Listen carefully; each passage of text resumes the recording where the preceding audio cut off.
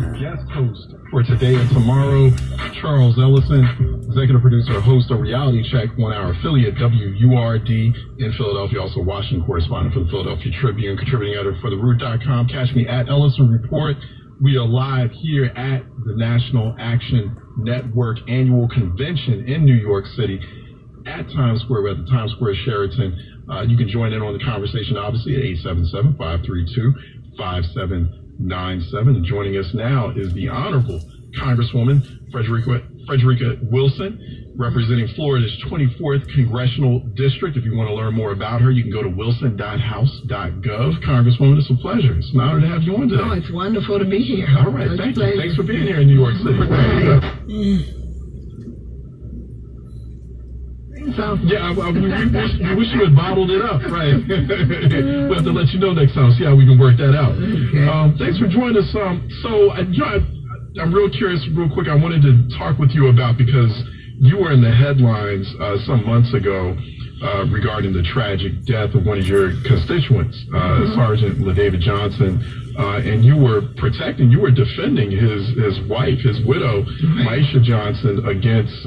You were defending his wife, his widow, Myeshia Johnson, against some verbal assaults from members of the Trump administration. Where is that right now? Like, is that still an issue for Myeshia Johnson? How is she handling that?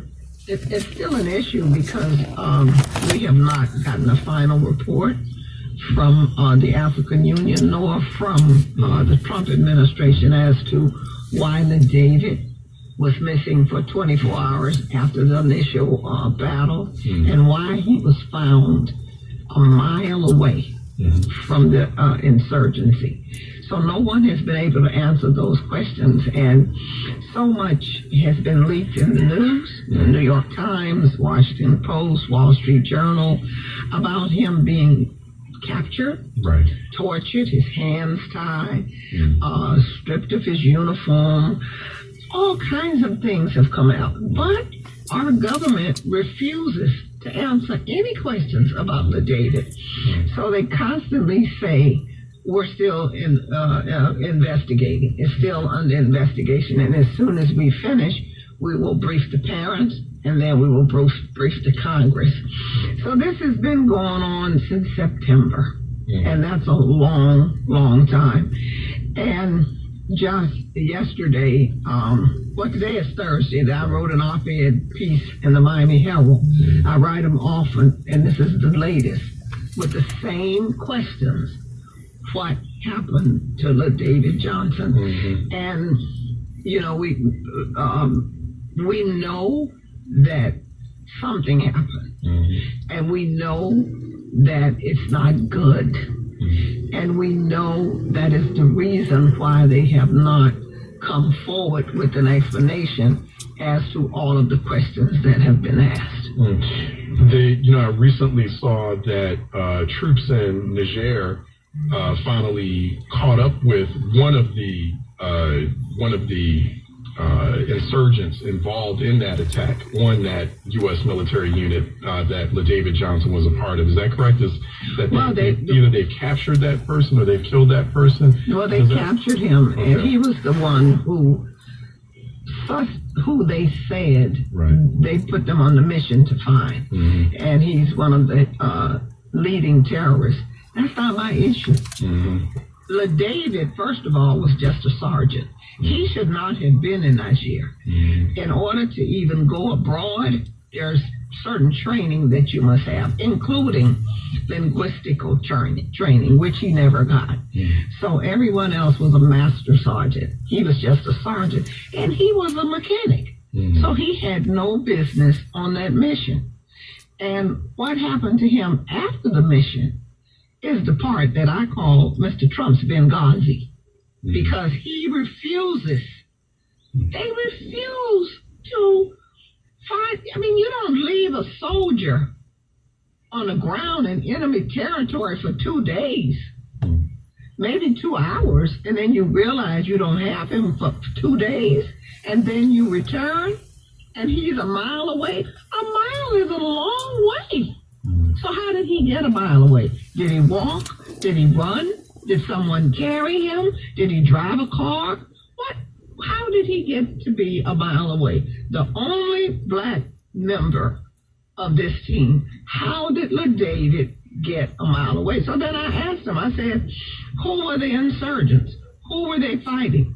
Was it black Africans or were these terrorists from the Middle East? It was Boko Haram, black Africans. And I believe that they tortured him. I believe they singled him out. I believe they tortured him. I believe they took him away, just like the children in the village said. They found him in a bush with his clothes stripped off. And the family had an autopsy done privately. And the autopsy showed that he was shot 16 times, but those bullet wounds were not fatal wounds. And they did that on purpose. That's to torture him. So they shoot you 3 times in the arm, 3 times in the leg, and someplace. Oh my God, this is an American soldier who gave his life for this country so that all of us could sit around this table and broadcast on the radio. This is the man who paid the ultimate price. And they can't answer questions about his final days for our country. So it's very upsetting to me. It's very upsetting to the family. And the wife had the baby. We have us a new baby in the family, a little girl. And the Gold Fund raised almost $1 million. So they're good. And the wife really talks about him in the present tense. Wow. When she speaks of him, it's like he's there. So it's hard, I don't even... It's heartbreaking. It's so heartbreaking. We're sitting here with Congresswoman Frederica Wilson. She represents Florida's 24th Congressional District. For more information on her, you can go to wilson.house.gov. Also on Twitter, she's at Rep. Wilson, and she's joining us here now live on Keeping It Real with Reverend Al Sharpton. I'm guest hosting for Reverend Al Sharpton today and tomorrow.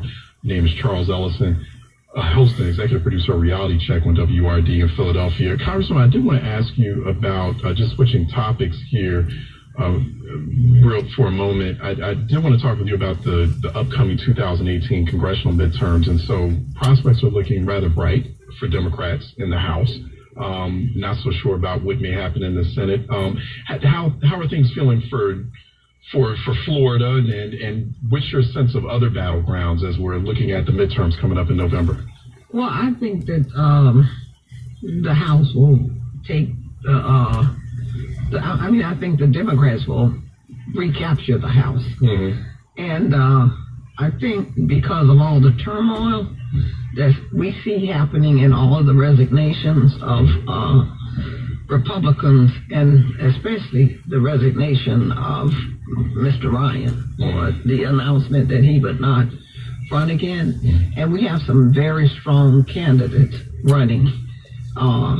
We have 2 battleground districts in Florida, in Miami, which are both Hispanic districts. And we have some very strong candidates running to replace Miss Ileana Ros-Lehtinen, who herself resigned. I mean, she's leaving. Hold on one moment, Congresswoman. We have Congresswoman Frederica Wilson with us here on Keeping It Real with Reverend Al Sharpton. We're going to hold her over after this break, and we'll be right back. Charles Ellison here on Keeping It Real with Reverend Al Sharpton at National Action Network's annual convention here in New York City. Stay tuned.